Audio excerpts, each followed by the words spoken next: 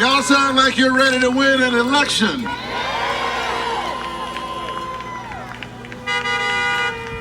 You sound like you're ready to flip the Senate.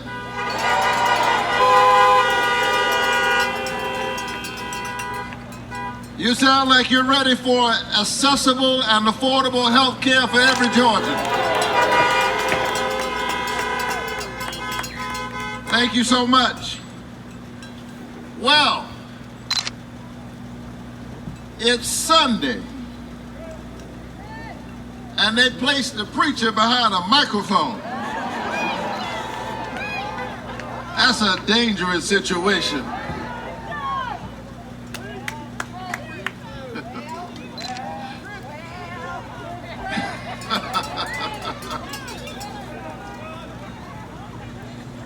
This is a defining moment in American history. To say that elections have consequences after over 300,000 American deaths seems like a gross understatement. We have learned in tragic fashion this year that elections are a matter of life and death. And so you need to vote like your lives depend on it, because they actually do.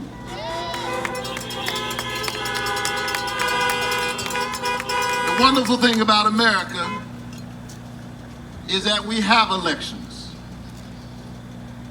is that we are a government by the people and for the people. And the four most powerful words in a democracy are "the people have spoken." Ours is a democratic republic, in spite of those who right now are trying to undermine the voices of the people, waging war against the votes of the people of Georgia. Georgia deserves a United States Senator who will honor the votes and the voices of Georgians.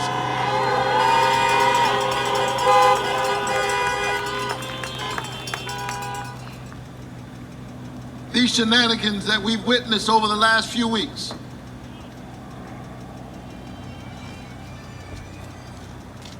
is it not obvious by now? I mean, the votes have been counted 3 times.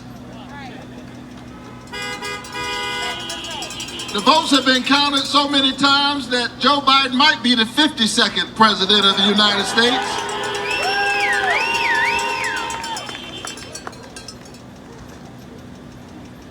And the rest of the country didn't see Georgia coming, but you showed up, Georgia. Welcome to the new Georgia. Welcome to the blue Georgia. And come January 5th, we're going to seal the deal when you send me and my brother from another mother, John Ossoff, to the United States Senate.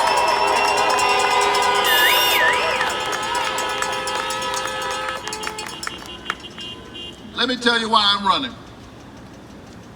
I'm running because I love America. I am an iteration and an example of the American dream. I was born in poverty. My family was short on money, but long on love and long on laughter and long on hope. I feel like I hit the jackpot because I had 2 amazing parents. They didn't have a lot of love, a lot of money, but they had love. They had the things that mattered. And they told me that if I believed in myself in America, anything was possible, and I believed them. They had 12 children. I was raised in public housing, 12 children. Clearly, my folks, both of whom are preachers, read that verse that says, "Be fruitful and multiply." They took it rather seriously. I'm number 11 out of 12 and the first college graduate. I often say that I went to Morehouse College on a full faith scholarship. I didn't have enough money for the first semester. But through hard work, grit, and determination, I was able to make it, earn a Morehouse degree, earn 2 more master's degrees, and a PhD degree. I got there through hard work, grit, and determination, but I got there also because somebody gave me some Pell Grants. Somebody gave me some low interest student loans. And I went to college at a time when you could get a degree, and we weren't so overwhelmed by student debt that, unlike so many of our children today, who when they graduate from college, in a world where college debt has surpassed credit card loans and auto loans, too many of our children have to mortgage their future just to have a future. I don't know about you, but I don't think that's right. And I think in America we can do better than that.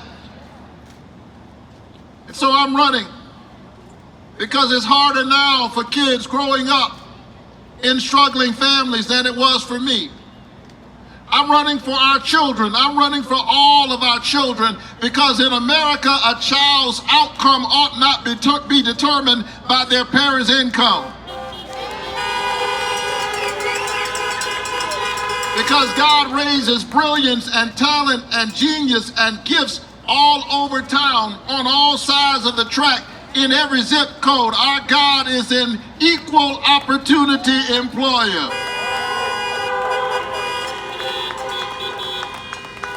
And so because I had a family that believed in me and poured inside of me a sense of a work ethic, my dad used to wake me up every morning, 6 a.m., during the school year and during the summer, 7 days a week. He said, son, get up, put your shoes on, get dressed, get ready. I said, Daddy, it's Saturday. And I was 7 years old. Get ready for what? He said, I don't know, whatever it is, I'll tell you later, just be ready. He didn't believe you should sleep too late. You should get up and put your shoes on and put your clothes on. He felt like you should look like where you were trying to go. That'll help somebody. Get dressed for where you want to go. And he poured that into me. And that was a little bit irritating when you're 7 years old, 12 years old, 13 years old. But I'm so glad that my dad told me to get up and get dressed and put my shoes on. Because now the kid who grew up in public housing projects not only occupies the pulpit that Martin Luther King Jr. occupied, I'm running against the wealthiest member of Congress for the United States Senate. Only in America is my story possible. My daddy told me to get ready, and I'm ready. I'm ready to be your next United States Senator.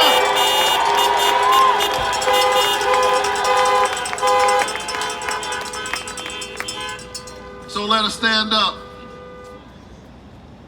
in this defining moment in American history. You don't have to wonder about what I'll do in the Senate. The way to tell what somebody will be up to when they're in the Senate is what they were doing before they were running. I've been standing up for people for a long time now because I believe that in our humanity, all of us, and in our diverse humanity is a spark of the divine. I believe that there's glory and beauty in everybody in front of me. My daddy was a preacher and a junk man. He used to pick up old junk cars during the week, and that's how he took care of his family. Cars that other folk had thrown away, my dad picked them up on the back of a truck and took them down to Chatham Steel and recycled them because he saw the possibility in what other folk had thrown away. Then on Sunday morning, the junk man was also a preacher man, took off his work boots, put on his church shoes, stood in front of ordinary working class folk who themselves felt discarded and thrown away like those old junk cars, and told them that they were somebody. He saw in them value too. And that's what has caused me to stand up for ordinary people, because I believe that the wealthy and the well-connected have enough representatives in the United States Senate. It's time for ordinary folk to have a representative in the United States Senate.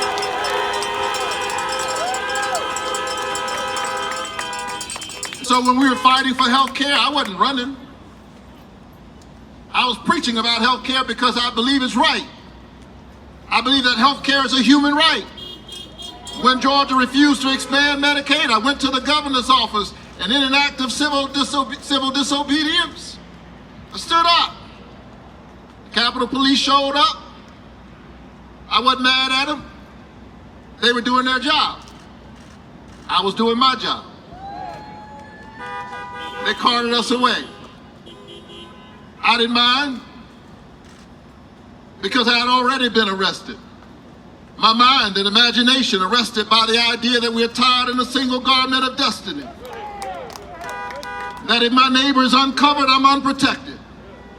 Then in 2017, when we were giving a $2 trillion tax giveaway to the richest of the rich, I went to the United States Capitol.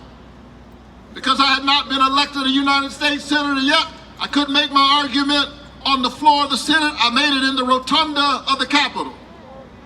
I began to say that a budget is not just a fiscal document, it's a moral document. Show me a nation's budget and I will show you a nation's values. Who you think matters and who you think doesn't matter. The Capitol Police showed up again. Let me be clear, I wasn't mad at them. They were there doing their job, I was there doing my job. They listened to my speech, they said, we'll give you 3 opportunities.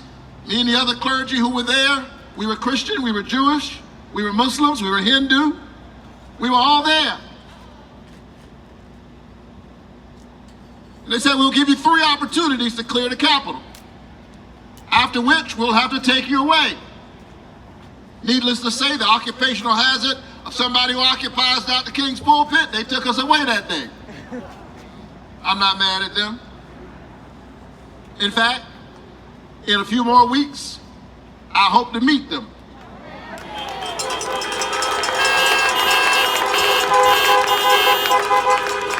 This time, they will not be escorting me to central booking. They can help me find my new office as the next United States Senator from the great state of Georgia.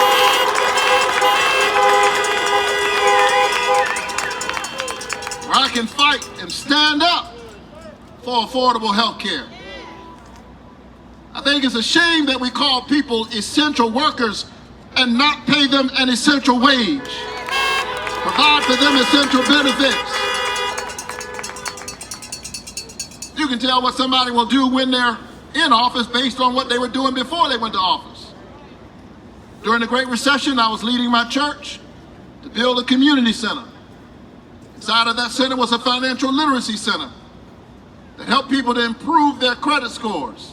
700 credit score community to draw enterprise to the community, improve people's lives. Because I believe in our free enterprise system, contrary to the lies of my opponent. I just want to make sure that everybody's included in that system. We were teaching people how to move from being renters to homeowners, and how to start their own businesses. That's what I was doing during the recession. What was Kelly Loeffler doing?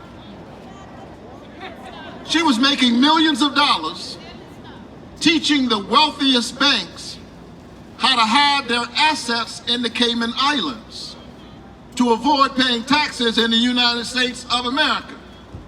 And then when she went to the Senate, when she heard about the coronavirus pandemic, she dumped millions of dollars of her own stock while telling you there was nothing to worry about.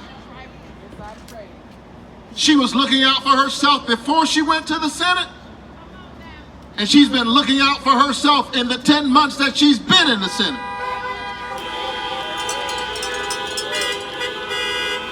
Matter of fact, she contributes to the Republican Party at high levels.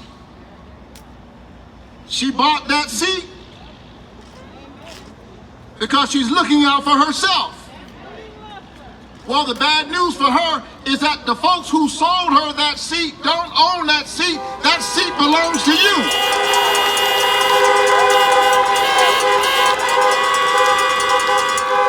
That seat belongs to the people of Georgia. We are a nation. We are a republic by the people and for the people.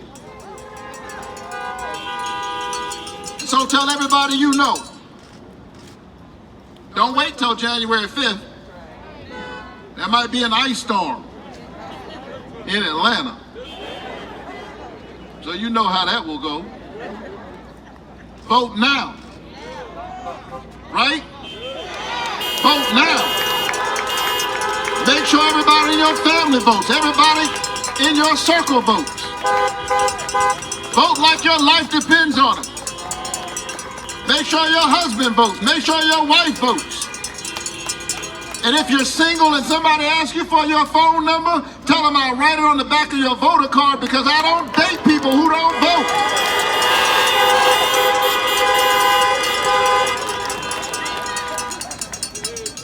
It's too much at stake. And the good news is you proved on November 3rd that we can win. We have the votes. All we need is for the voters to show up. I don't know about you, but I hear a blue wave. I see a blue wave coming all across Georgia.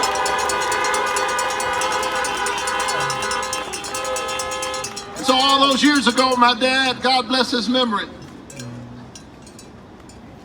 used to wake me up at dawn.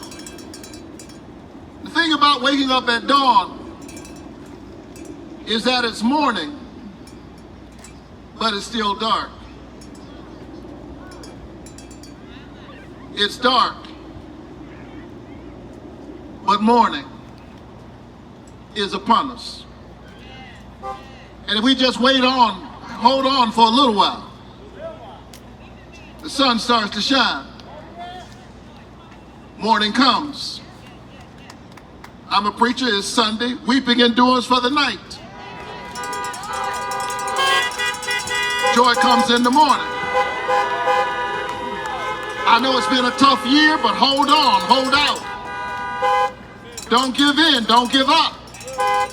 Remain vigilant. Vaccine is here, but continue to socially distance. Put on your mask. Look out for your friends and your family. Hold on. A new day is dawning. The sun will shine again. You can't control everything that'll happen when a new day rolls in. It's your job to do what my daddy told me to do. Get up.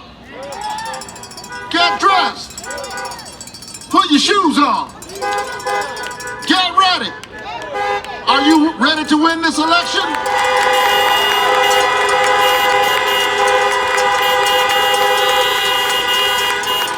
Are you ready to send me and John Ossoff to the United States Senate?